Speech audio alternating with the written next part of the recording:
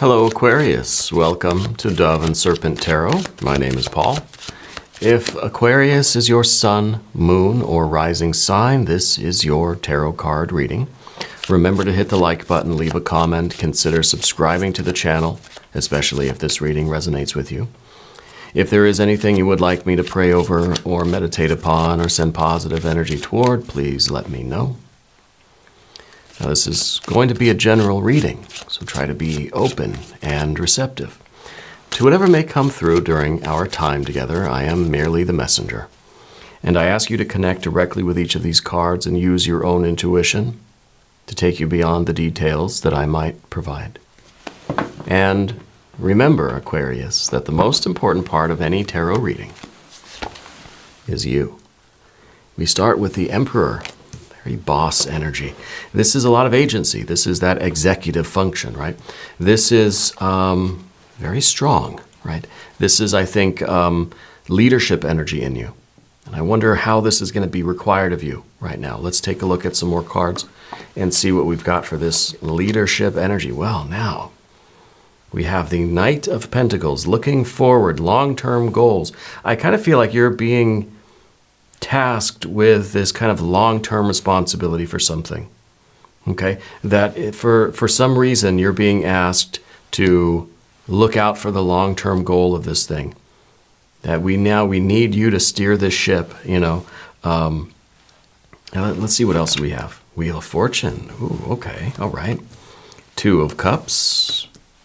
Now we've got the Queen of Pentacles. So not only are we looking forward now, future, you're in control of how to get to the future. Now it's like you're being promoted now to the CEO, right? You're the Chief Executive Officer, and it's your responsibility to make sure we get to a good place. Make sure that we have our long-term goals, attainable here.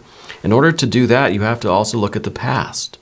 You have to look at the road that we've already taken. We have to know where we've been to know where we're going, right? Four of Swords, Nine of Swords, the Magician, there we go. Seven of Pentacles and Eight of Wands. Yeah, there's, I feel like it's your job now for some reason, and you're being tasked with this leadership role. And you have been asked to help get the rest of us out of a very bad position, right? And I kind of feel like this is almost a situation where it's just like, there's no winning here. How am I supposed to navigate us out of this? We're already shipwrecked, you know? The Magician will find a way, right? The Magician will find a way. I think that this is really going to be a really big turnaround, but you've got to take the reins here. You've got to take the wheel of the ship, and we've got to steer it. We've got to avoid the shipwreck here, okay? Even though I think it feels to you right now that it might already be a lost cause, I don't think it is. Let's select the mystery card, bonus card, confirmation card. This is a random card from the Smith-Waite Tarot. This is the Factor, Infinite, and Unknown, okay? And we're going to set it down right over here. We're going to put Tiny Bob Ross right on top. Gotta love happy little Bob. We're not going to look at that card until the end, but it will tie everything together. If you have a prediction for that, put it in the comments. All right, let's keep doing it. Interactive. Let's make it a group exercise, okay? It's good for us. Now let's take a look around the room and see our major arcana energies. Emperor, Wheel of Fortune, Magician. It's going to take a miracle in order for you to steer this thing into the proper course, right? But incidentally, that's exactly what's happening, right? You are working the magic here to bring about this miracle. I think this is really, really, really good. These major arcana, these tell the whole story, these major arcana. Okay? That is your responsibility, and you've got what it takes. You've got the skills, you've got the magic, you've got the ability to finesse this and make this really a success. The Wheel of Fortune now, it's not only the steering wheel of the ship, but it's this Jupiter energy that's all about faith and hope and trust, expansion, prosperity, success, right? Success. And then we've got, of course, some fire energy here. We got a little bit of water. And the water here, this is the only reason why you're on board This is the reason why you're on the ship. Because it's, I don't know, this is your purpose in life. This is your passion. You're in love with this thing. And if this love wasn't here, you wouldn't be on the ship, right? You wouldn't be willing to kind of take the responsibility to lead us all forward, okay? You got a lot of the love. This is the glue that holds all of us together, okay? So we've got a little bit of water. We've got our air energies, which are, not too good, really, but at least they're kind of stabilizing with the Four of Swords. And we've got our earth energy. We've got the past and the future, and then we've got kind of right now, avoiding the shipwreck, avoiding the failure, avoiding the disaster. So you're really trying to steer clear of the danger and get to wide open waters here with that Eight of Wands, where it's just now the sky's the limit. We're going through a bit of a storm here with these two, and we're getting to this wide open sea. The rainbow comes out, and we realize that now that there is this infinite potential in what we're doing. All these options now are opening up to you by the end of this, right? But you've got to command the ship. You've got to step into this leadership position. I don't know if this is at work or if this is in your spiritual life or with your family or something, but when we're talking about the Emperor, this is like you're the boss, okay? You have to be the boss of yourself, of how you think and feel and how you behave. But this is also, I think, extending externally too. I think you're being asked to take over something, right? Maybe at work, maybe it's kind of like, hey, I don't know what I'm doing. Can you please help us, right? Can you figure out, like you're consulting for someone, or you're, the people in charge have realized they don't have what it takes. They can't fix this. So they're asking you, please, can you come in? Can you take over? And can you get us out of this bind? Okay. So this is really an important moment for you. And I think there's this, with the Four of Swords, you don't really want to do it. You're kind of a reluctant leader. You like to be the innovator. You like to have the ideas, but I feel that you kind of are behind the scenes more. But now, with that magician energy and the environment, no, you've got to be up on stage doing the thing, right? It's kind of like, I don't know, if somebody got sick or somebody kind of somebody left, right? And you've got to fill in. You've got to be the one. Can you guest host this? Can you be the magician on stage today? Because our last one kind of didn't work out for whatever reason. The Two of Cups here, I feel like this is a relatively recent thing for you, like getting involved with whatever this situation is. And I feel like you're just starting to feel out how it's going to be. Maybe it's a job that you just started. Maybe it's a relationship that you just joined, a club, a church, temple, lodge, order, whatever it is. I feel like it's relatively new. I feel like you're not really sure how it's going to, you don't really know what the future is going to hold. We see a lot of potential now. Now the future seems like, wow, this is like clear skies. We got the rainbow is out. There's all of this creative energy that's around. Like it really is a feeling of magic at the end, that it's just together now. We're in these open waters. We can do anything. I think right now we're just we're not really sure. We're still getting our sea legs about it. But if there wasn't initially that attraction or that love or that, that bond, you wouldn't be here. Okay, so I know that's something that's there. Let's talk about the Queen of Pentacles up here. Because this is us trying to learn from what happened in the past. This is us looking at the long and winding road that it took us to get here. And maybe there's part of you that is, we have this kind of Four of Swords, which is kind of the reluctance to get involved. We just kind of are going like this with the Four of Swords. Because maybe we're thinking, gosh, it really was a lot of work to get here. And now I've got to I got to steer the ship too. So I feel like we're kind of on the fence of whether or not we're going to stay here and try this, or if we're going to just kind of literally like abandon ship. Okay. I feel like this is you trying to search your past, your history, your memory for some sort of association that you can use now. Okay, if I'm going to solve this problem now, what experiences do I have in the past that I can apply here? Maybe you've never been on a ship like this and you've tried to steer it, towards safety, but you have other things that were kind of sort of like that. And maybe you can use some of those skills now, you know. It feels mostly like a work thing to me.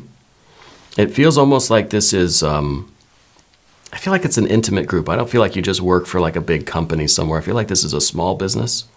I feel like it's kind of a passion business, you know. And I feel like there is really a lot of potential, not only for prosperity and for, you know, money and that sort of thing, but it's the creative outlet. It's really what this is going to kind of allow you to do as far as innovating and creating and having like a lot of input into something. Does that make sense?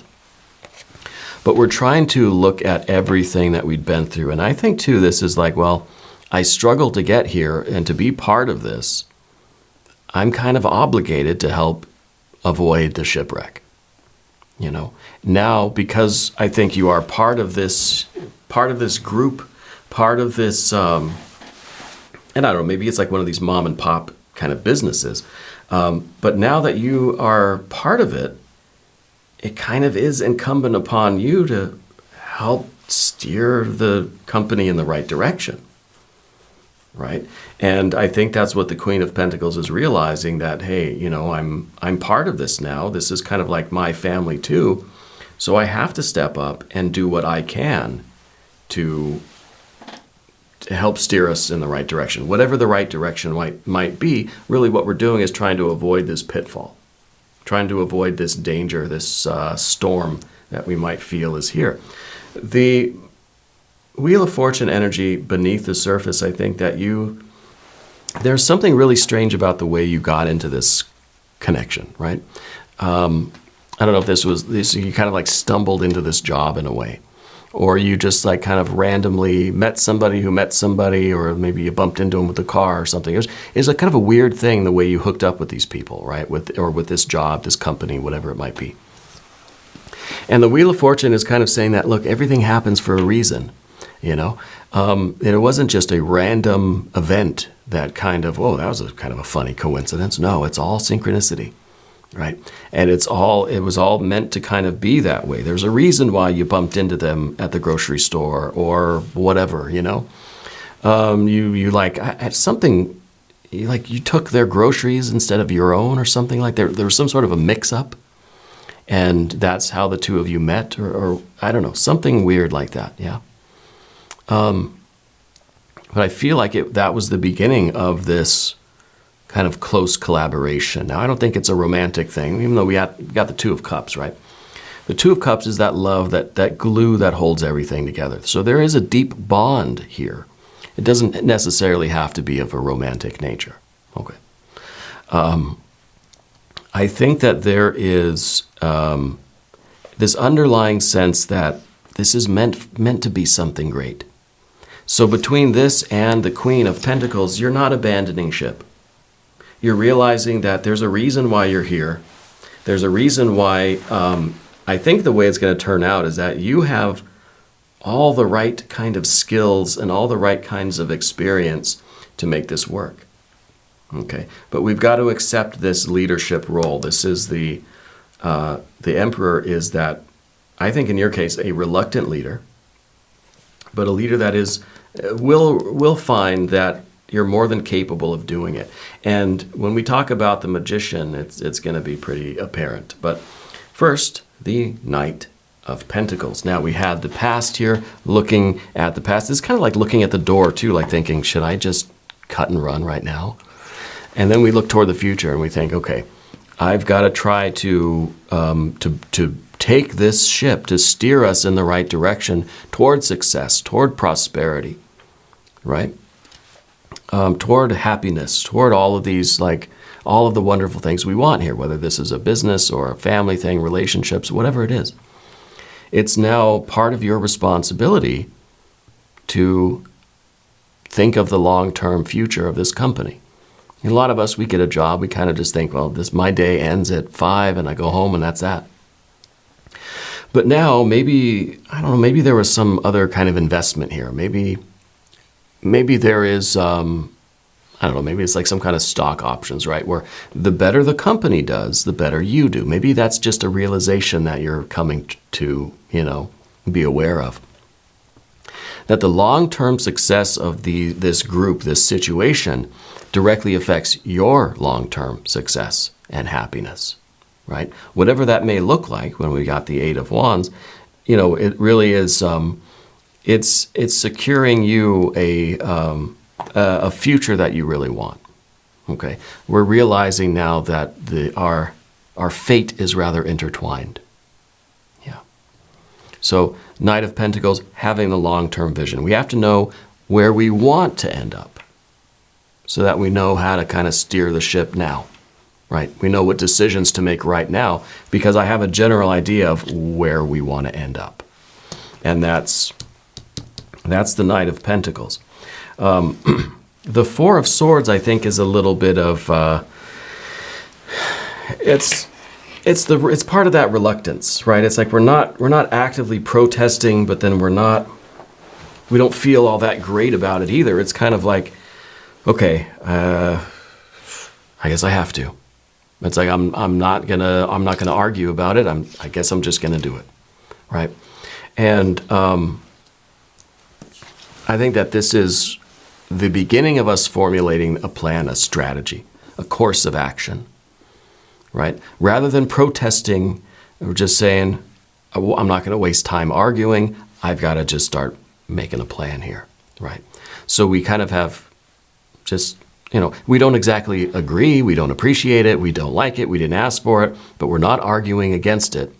We're just going to start doing what needs to be done, right? The 9, and we're going to move to the Path of the Serpent. Of course, as I do this, I would like to ask for your subscription. If you haven't subscribed yet, please do. It's totally free, doesn't cost anything. Leave a comment for me, let me know where in the world you're watching from. All right. Also, there is an extended version of this reading. There will be a link at the end of the reading so you can watch the extended. All right. I appreciate you. So 9 of Swords here. This is cruelty. This is pain. This is just death by 1,000 cuts. I think what this is now is realizing the depth of the problem. That you're looking at the books, you're doing this kind of audit of things, and you're like, we're really a lot worse off than I thought. And this is kind of now just pushing us back into this previous energy. We're just like, I should just run the other direction. We're getting a lot of these kinds of not red flags so much, but kind of in a way, yeah. It's kind of like saying this is a big mess. Well, we thought things were bad, but there's really a lot more going on. Maybe the management was terrible, the bookkeeping was terrible, the taxes and all this stuff, the organization. Maybe the materials are just not there. There's just no one knows what they're doing. You know what it feels like is when Gordon Ramsay goes into a restaurant, right? And he's starting to look under the cabinets, he's starting to look in the walk-in freezer, and he's just like, this is a lot worse than I thought. Every restaurant, this is the worst restaurant I've seen. This, there's so much going on under the surface that I had no idea it was this bad. This is what that feels like. But, magician energy, you've got to be Gordon Ramsay, okay? And shout out to Gordon. I think he is a fan of the channel. I heard that he watches his readings. This is that magician. This is that ability to say, no matter what the problem is, I'm either going to have the skills to solve it, or we'll find out how to gain those skills. That either way, I'm not going to fail. I'm not going to quit. Okay. Now, success and failure maybe is not so black and white, but I'm not going to give up. I'm going to do everything that I can to do my absolute very best at fixing this. And like Gordon Ramsay, he'll go into the restaurant, he'll do all his stuff, work his magic, right? Make his TV show and do what he does. He's not guaranteeing that the restaurant's going to thrive. He's saying, I've made it infinitely better than it was. At least now you've got a fighting chance. But you're not out of the woods yet. You still have to keep doing it. You still have to keep operating the restaurant in this now more efficient, more organized, and higher quality way if you want to really achieve the long-term success, right? So it kind of feels like you're going in this kind of consulting way that says, okay, I'm going to clean up the mess, but we've all got to work together to keep it going. Otherwise, it's just going to become a mess again, right? And this is you, I think, having that realization that maybe you've never done anything like this before, but you're going to figure out those skills. You're going to learn what you have to do. This is kind of like you're operating a new computer system and you're just looking at the manual as you go. Be like, oh, I don't know what to do here. Let me read about it real quick. Let me watch a YouTube video, figure out how to do this, right? And the obstacle, really, the thing we don't want, of course, is the Seven of Pentacles, failure, right? That's not what we want. So let's think of it, you're either in the restaurant as Gordon Ramsay or you're in the bowels of the ship trying to figure out how to like get the ship working again, how to fix the engine, the navigation, the whatever is on a ship, right? You're doing all of these things to get that ship running again, because if you can get the engine working, then we can sail anywhere. Right now we've got this compass rose. We've got all 8 directions of the compass. We can go anywhere we want. Now it's seaworthy, right? But now it's up to the group itself, everybody together, to work together, to steer the ship in, continue on this course that you've got things up and running. Now we've got to all work together to keep it running, right? Like that Gordon Ramsay kind of energy for you right now. But what we're trying to avoid, of course, is the complete shipwreck, the complete sinking of this, because there is a lot of potential here. We see that with the Wheel of Fortune. Okay. Let's look at the mystery card. Maybe this will give us an idea of what that skill is that we might need to really work on. I think a big part of it is communication. These 2 cards, especially the Magician and the Four of Swords, is all about communication. And maybe that 4 is saying that there's no arguing right now, but there's no harmony either. It's just like nobody's communicating with anybody in any way, right? Well, at least we're not arguing, sure. But maybe there's just a blockage. There's just like silence, So let's see about the mystery card. We either need a 6 of Swords. Oh, I think a 6 of anything, honestly.